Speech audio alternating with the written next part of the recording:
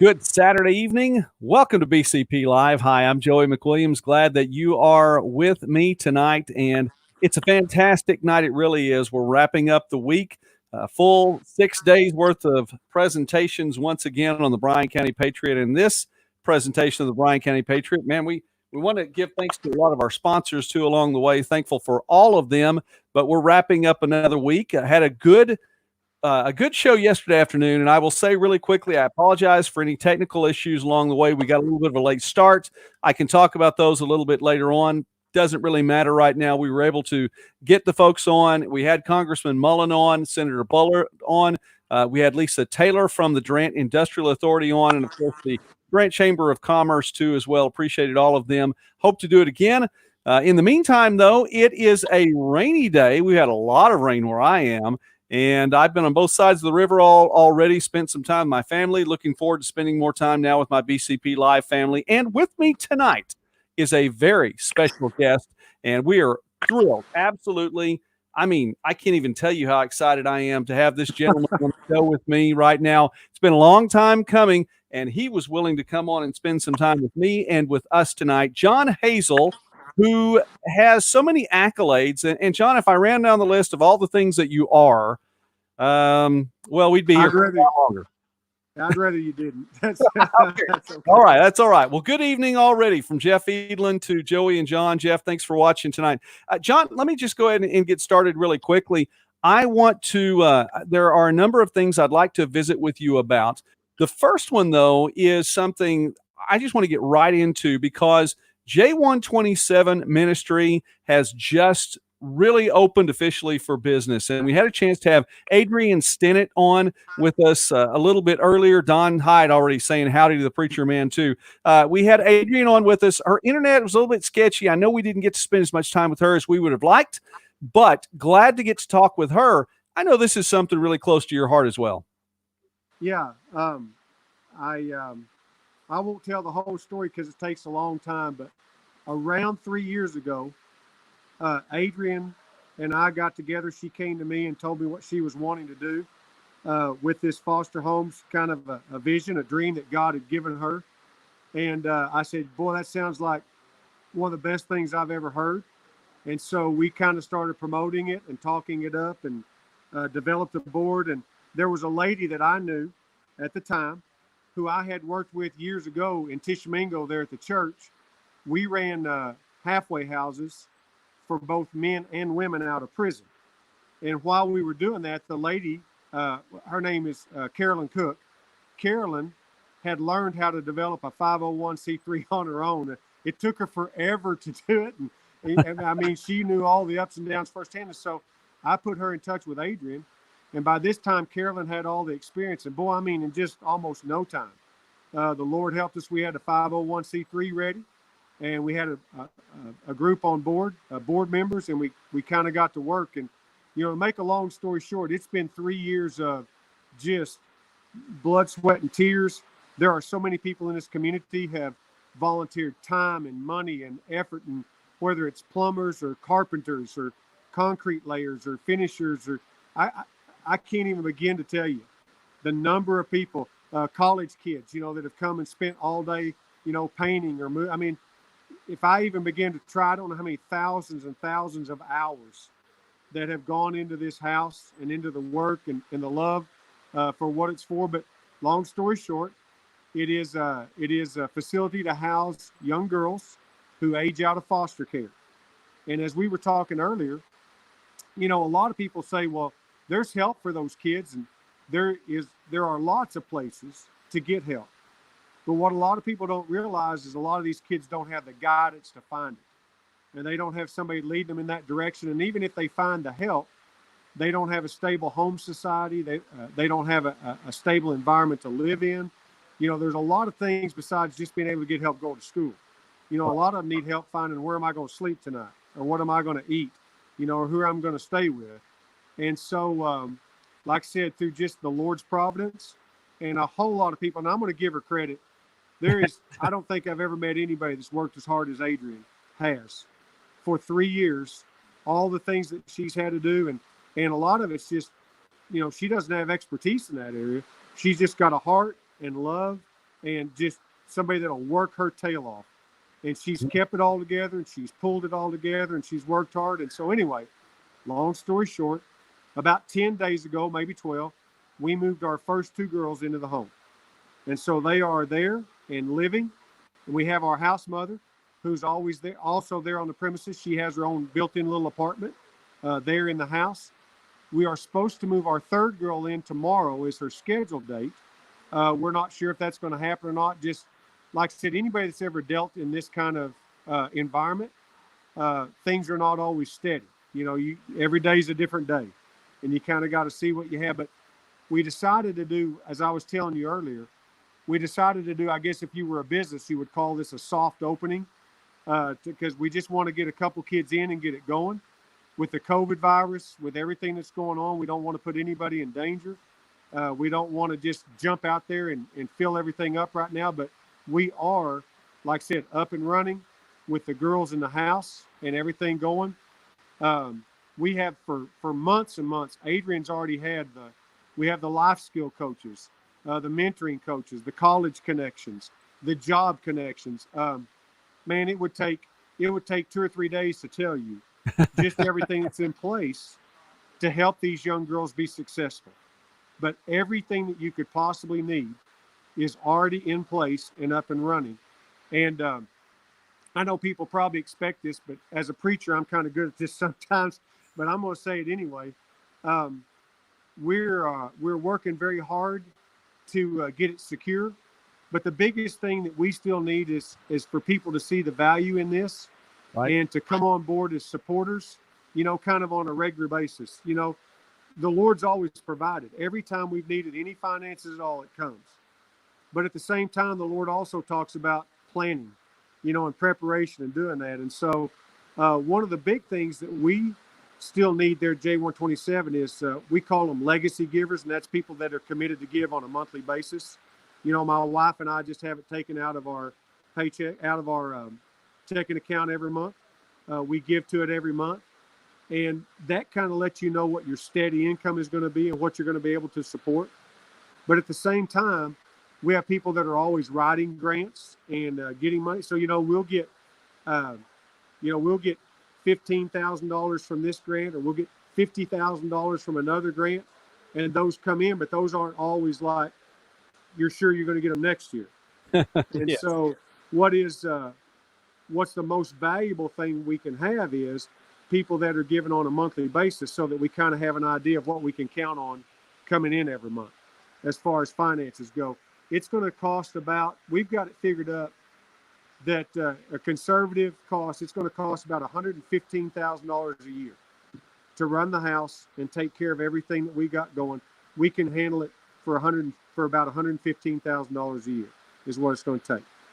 Now the girls, when they come to the house, for people that might be wondering, you know, part of their training is this is life skills, and they're going to be required to have a job. They're going to be required to pay rent. But what we have is we have things that are set up, levels of achievement that they can lessen their rent, you know, for certain goals that they reach.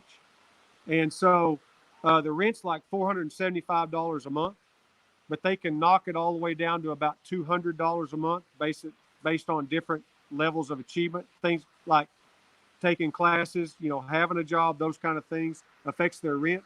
But then the other thing that we're going to do is what they pay in, if they finish the program in good standing and everything's done correctly, that money gets saved up for them.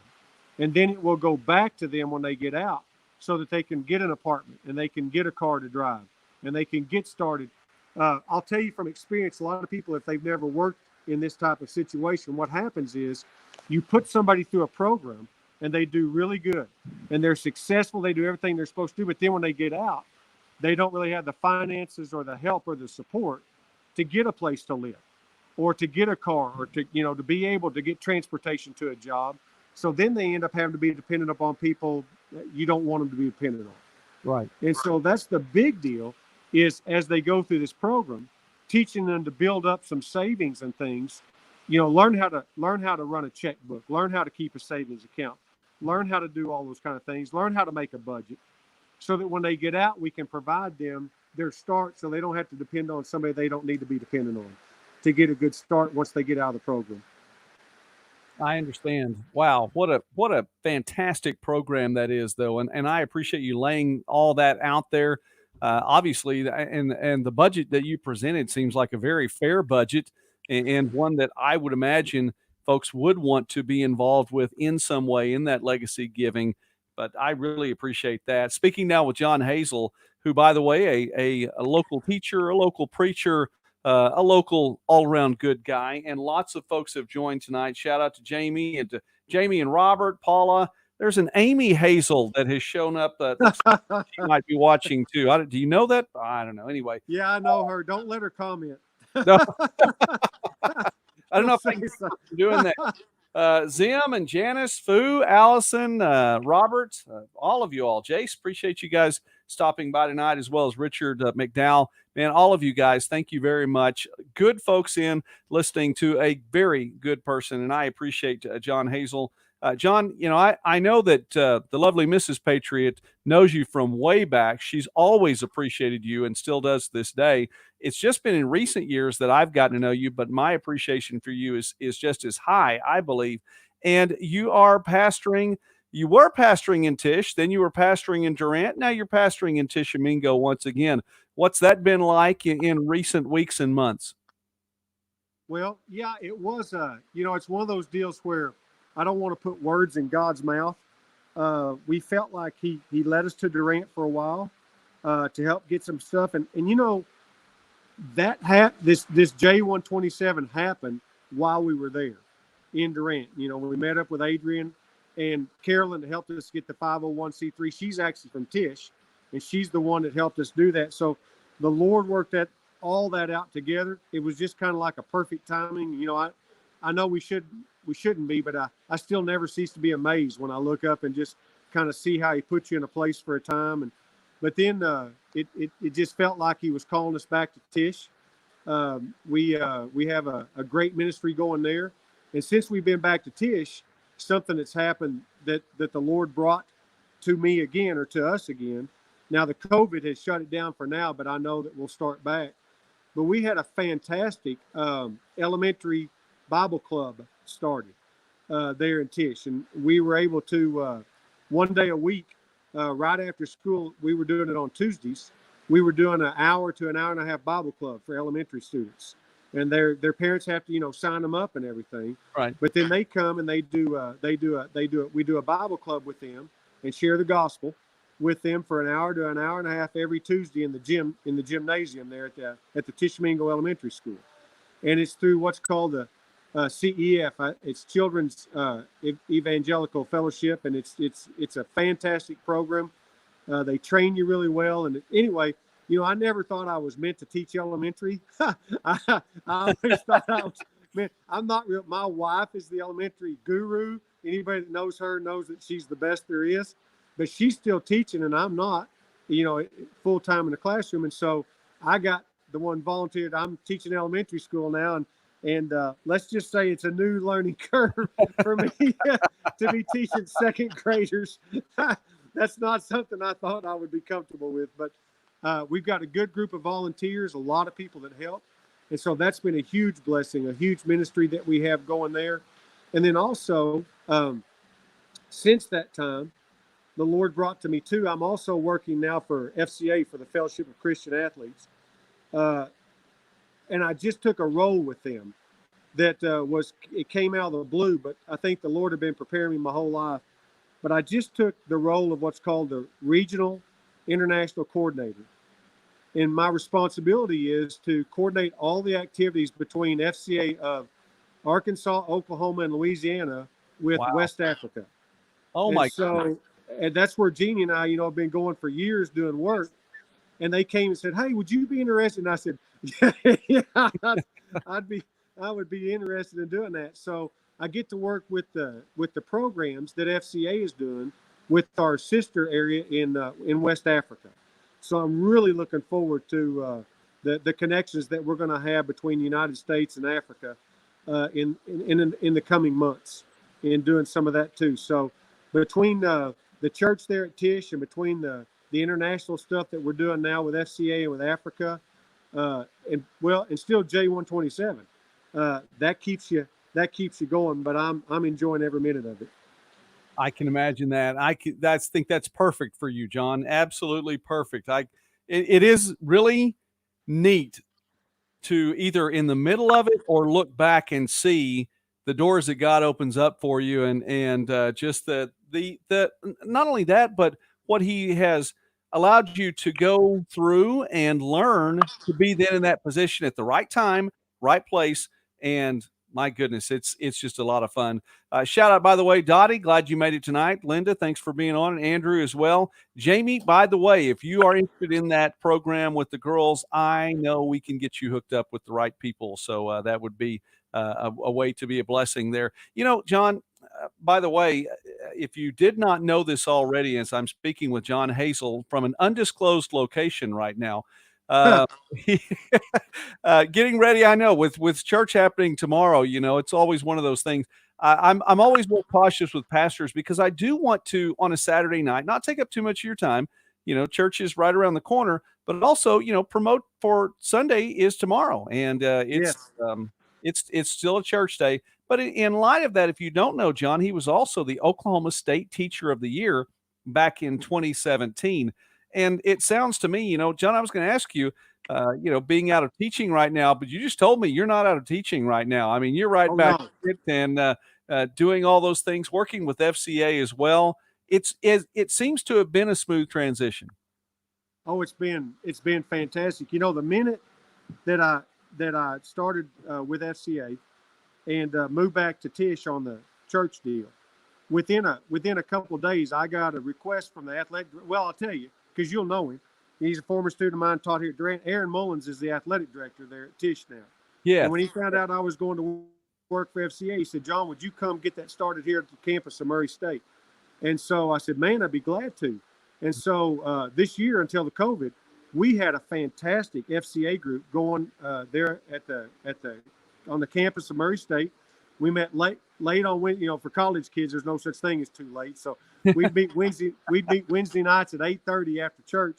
But we had 35 kids coming, and probably 8 to 10 to 12 different nationalities coming and sharing the gospel. Every Wednesday night, Dustin Searles, our youth leader, Dustin would come and do praise and worship. And so we had praise and worship, and we do games, and then we do a Bible study. And man, we had a really solid group going. And so almost just like right off the bat, off nothing, the Lord opened up that door.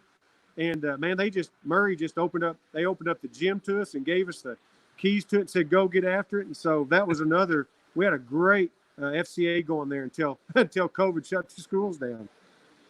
And that's a real point of frustration. And by the way, we've probably already gotten the left foot of fellowship from YouTube just by mentioning that more than once, but it happens. It's okay. We're still live here on Facebook. By the way, if I may really quickly, I do want to say thanks. Lots of folks have been starting to subscribe to the Bryan County Patriot YouTube channel. You can watch this there as well. And I appreciate that. Please do continue to do that. MidwestSports.net is growing.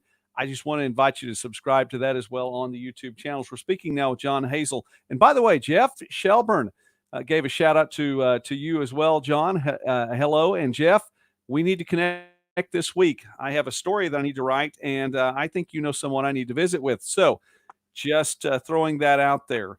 Anyway, speaking of Jeff, do what? Are you speaking of Jeff? I did Jeff and Jancy's wedding. Oh my goodness! Yes. Well, yes. All righty then. And it really is a small world, no doubt about it. Yes, it is. We had Jancy on a couple of weeks ago. Really glad to have her on there. Awesome.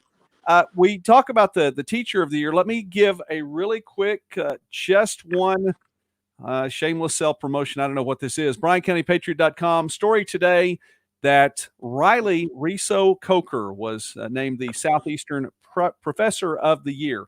In the Faculty Senate Awards, we have the whole list of everyone who won an award from the Faculty Senate at Southeastern. But Riley, congratulations to you. Fantastic job. And man, I'm telling you what, and by the way, she will be on with us in the very near future. We don't have a set date yet, but we want to be able to talk a little bit more about the summer. So when we know a little bit more, Riley's going to be on with us. But again, here with you, Jon, and I want to wrap up our time just because I do want to honor yours. And I know that we could definitely go for, much, much longer. There's so many good things that you're doing and that God has opened up for you to do in making it through the time where we are right now. One of my taglines each night is to not walk in fear. And we definitely don't want to walk in fear. As a pastor, as a preacher of the gospel, how have you been dealing with the last 6 to 8 weeks? Well, it's a two-edged sword, as you well know. Everybody, no matter what you say, you get in trouble. So I'm just going to be me. I'm going to be blunt. Okay, time it, Jon. I'm already well past that. I know that Okay. long ago. Yeah, especially. Right, Go right ahead. So, you got conspiracy theorists over here, and you got people over here. But here's the deal. I don't mind. I think at the beginning of this, I don't mind our governor and them asking us, hey, be safe. Let's close things down for a while. I didn't mind abiding by that because, everybody says all this stuff, but they weren't trying to infringe on our religious liberties. They were just trying to keep people safe. And, it's like the scripture says, obey your leaders, and do that. I didn't mind doing that. But now that they've said that it's safe to start reopening, we're kind of following a protocol that's been advised by the governor's office.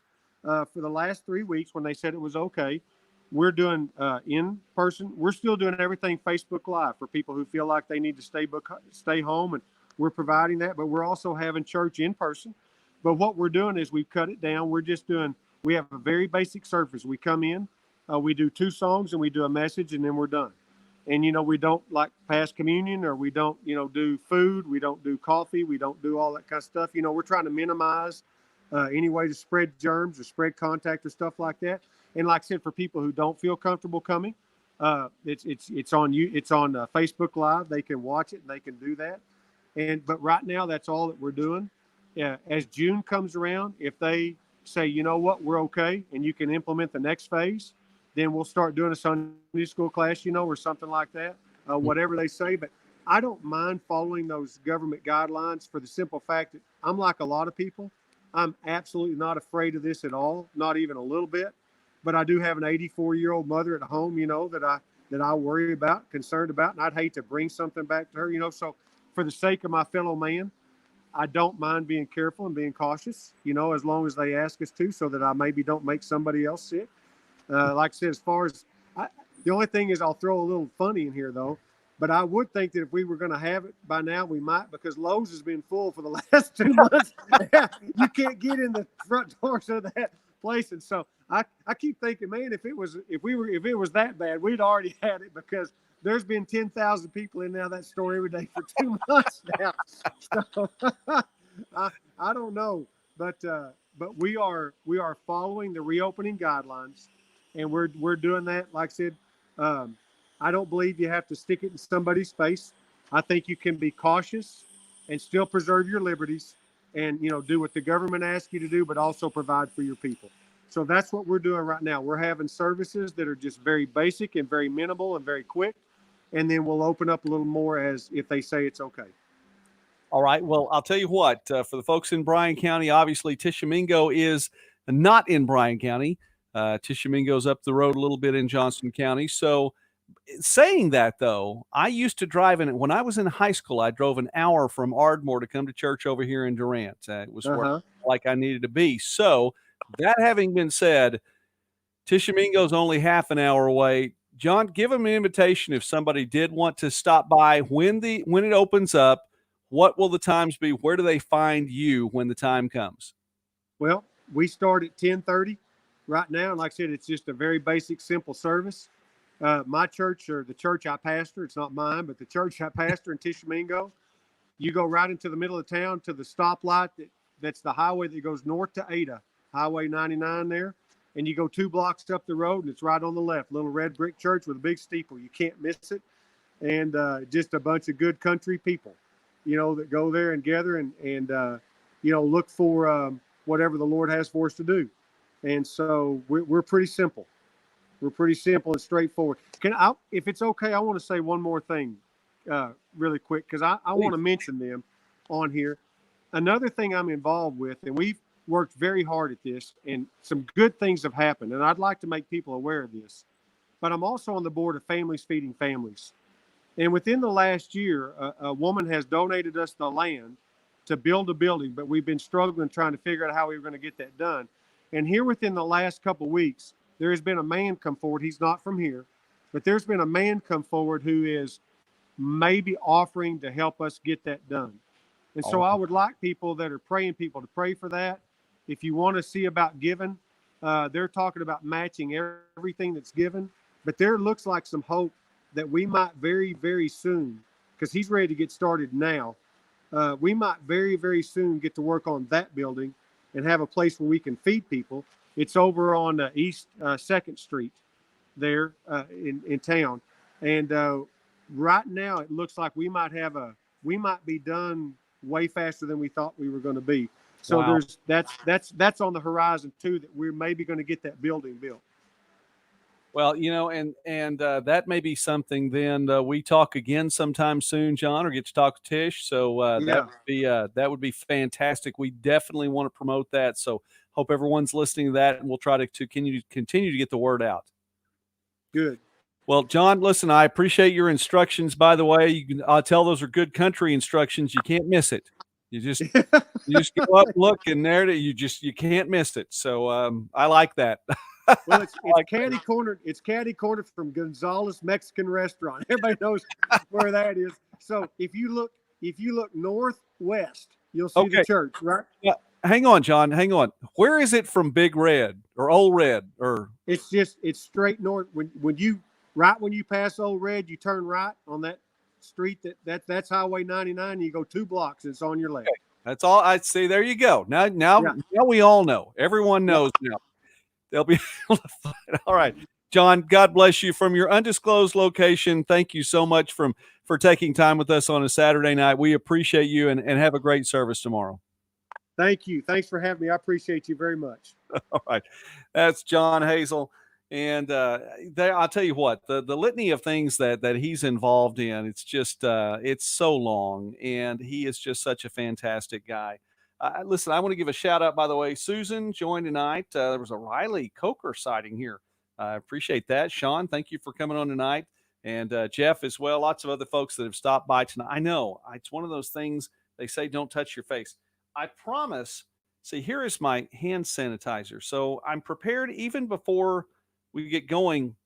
If I have to scratch my nose, at least that is there. All right. I am not going to take too much longer. And I really want to make sure that John had plenty of time to talk about the what he wanted to share, and especially J127 ministry definitely is on his heart, and he's excited about that. Of course, we did have Adrian on. I want to be able to get Adrian to have another opportunity to visit, maybe a week or two, something like that, as we see J127. The house really starts to settle in.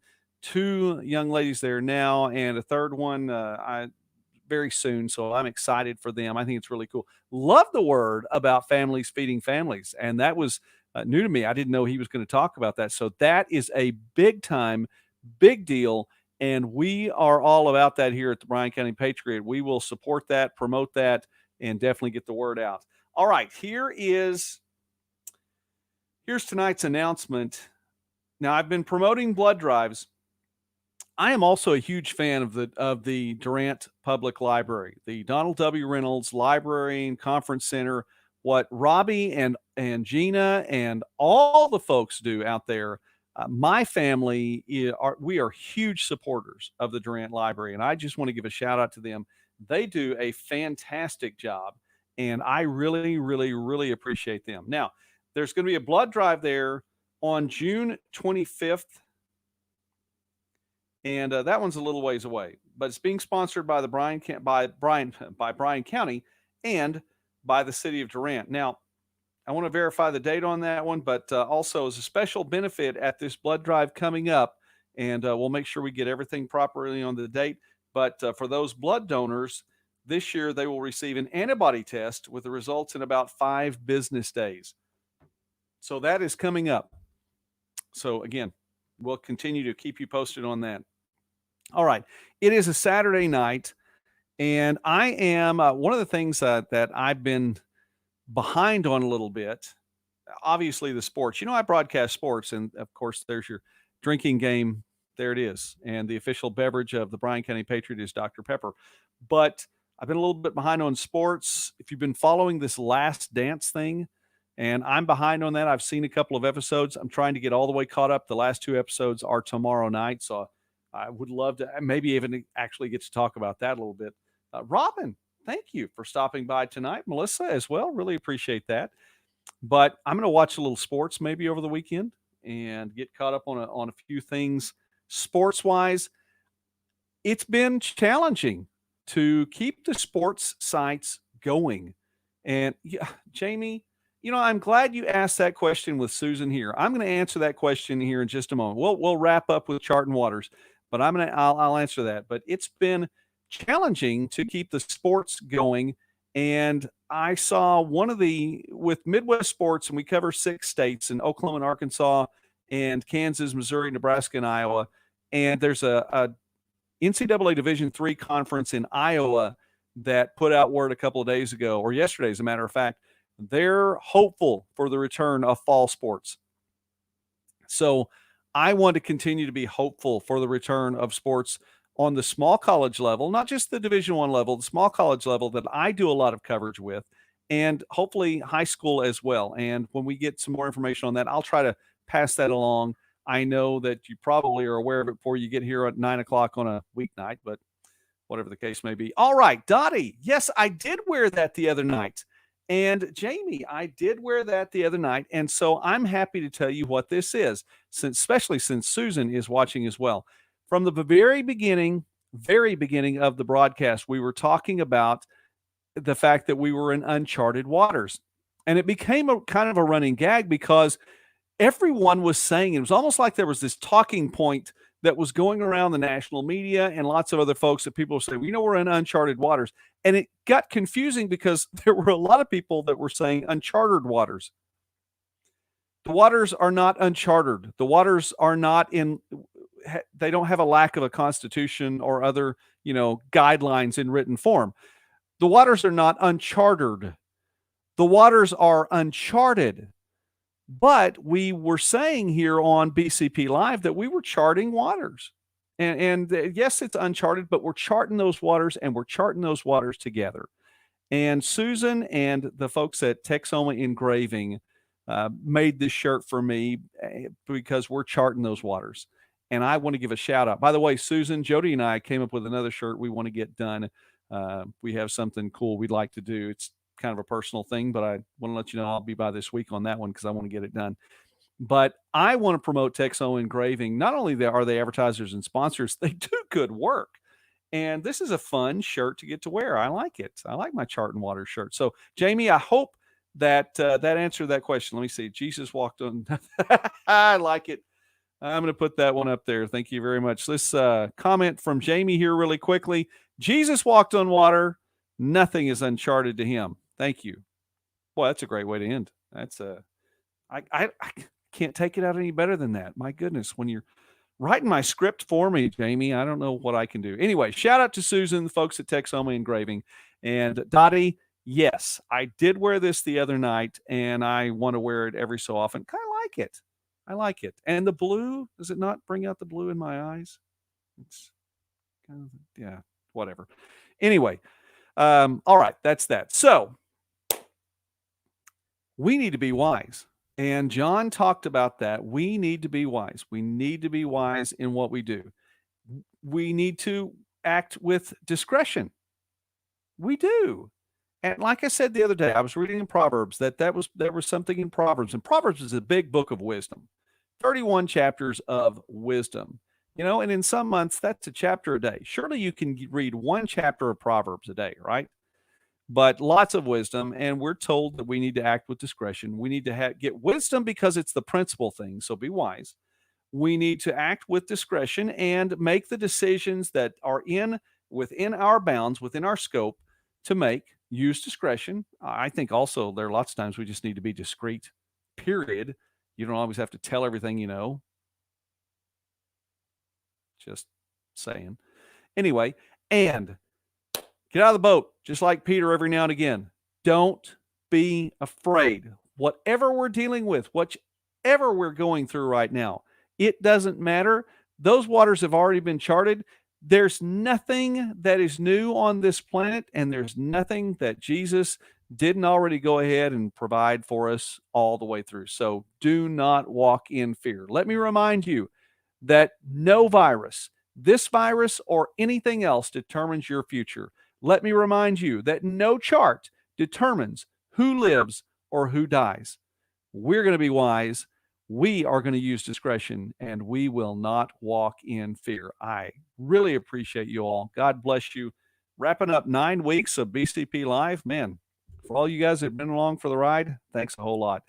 I will talk to you again on Monday. We know that we do have some, I don't know if Riley's still watching. I saw Riley had stopped by as well, too. So shout out to Riley. Hey, Robbie, we were just talking about you, saying good things about the Durant Library. So very good. Yes, we're not going to walk in fear. I know of at least one guest next week looking for some more, and we want to have fun and have a good time and do the positive things, promote the positive things. So go to church somewhere tomorrow. If you don't go to church somewhere tomorrow because you're walking with all the guidelines like Jon talked about, watch a broadcast somewhere tomorrow. Have a Bible study tomorrow. Spend some time in the Word of God. If you get a chance to do it with family, that's even that much better. Wherever you are, whether it be at church or at home, whatever the case may be. Mrs. Patriot, shout out to Mrs. Patriot as well. How about that? All right. God bless you all. Be wise. Use discretion. Do not walk in fear. And I will see you next week. God bless you all.